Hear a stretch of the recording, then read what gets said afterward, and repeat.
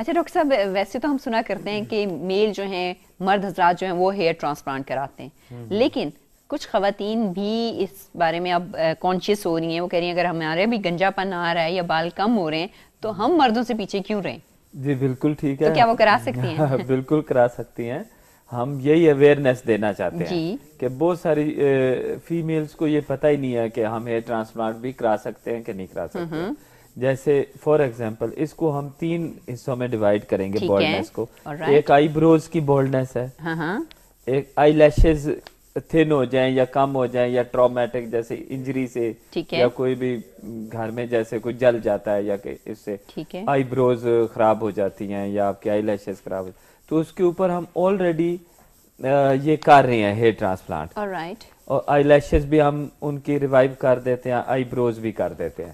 کیسے آئی لیشز جس کی آلریڈی کم ہیں, جس کی بہت کم ہیں, تھوڑی سی ہیں, یہاں پہ کیا آپ اگر سر کے بال لگائیں گے ٹرانسپلانٹ کریں گے تو وہ بہت زیادہ سائز لمبا نہیں ہوگا, ہر وقت اس کی ٹرمنگ کٹنگ شٹنگ نہیں کرنی پڑے گی؟ You are very right. ان کو ایکسپلین کیا جاتا ہے کہ چونکہ بال ہم پرماننٹ لینا چاہتے ہیں کہ یہ سرجری بار بار کی نہیں جاتی, تو ہم سر کے مخصوص حصے سے لیں گے جو پرماننٹ ہیئر ہوتے ہیں, لائک یہ سر کے کان کے اوپر والا حصہ یا بیک والا حصہ, تو یہاں سے لے کے ہم لگائیں گے.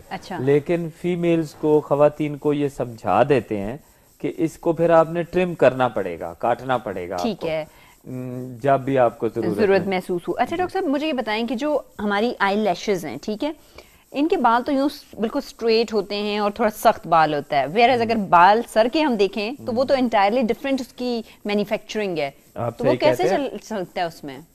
جب بال لمبا ہوتا ہے تو آپ کو ایسا لگتا ہے کہ وہ کسی اور فارم میں ہے, لیکن اب اگر ہم اسی کوئی شارٹ کر دیں نا تو وہ اسٹریٹ کھڑا کھڑا ہی رہے گا. یس, وہ ہو جاتا ہے. جیسے کوئی بھی شخص ٹینڈ کرواتا ہے, گنج کراتا ہے اپنے سر کو, تو اس کے بعد جب نکل رہے تو شروع میں تو بالکل کھڑے کھڑے اور سخت بال ہوتے ہیں. لیکن ایک بڑی امپورٹنٹ چیز ہے کہ ہمارے جو آئی لیشز ہیں وہ ڈراپ نہیں ہیں, وہ اینگلڈ ہیں, ایسے اینگلڈ ہیں, اور وہ اس کو اسی اینگل میں ہی لگانا پڑتا ہے. تو اس کے لیے ایک ویری اسپیشل ٹیکنیک ہے. یہ عام بندہ, یہ ڈاکٹر اس کو انڈرسٹینڈ نہیں کرتے ہیں اور نہ ہی کرتے ہیں. وہ آئی لیشز کوئی بھی نہیں کرتا پاکستان میں, ہم لوگ کرتے ہیں. کتنے کیسز ابھی تک آپ کر چکے ہیں؟ 12-13 کر چکے ہیں. ٹھیک ہے, کتنا سکسیسفل آئی لیشز کو ایسا نہیں ہے کہ کوئی ہر دوسری فیمیل آ رہی ہیں, لیکن ہم اویئرنیس دے رہے ہیں کہ اگر آپ کی آئی لیشز تھننگ بھی ہیں تو ہم آپ کو اس کی تھکنیس بڑھا سکتے ہیں, ڈینسٹی بڑھا سکتے ہیں. اچھا, تو ظاہر ہے یہ کاسمیٹک سرجری میں آئے گی, کاسمیٹک ٹرانسپلانٹ ہوتا ہے, ٹھیک ہے.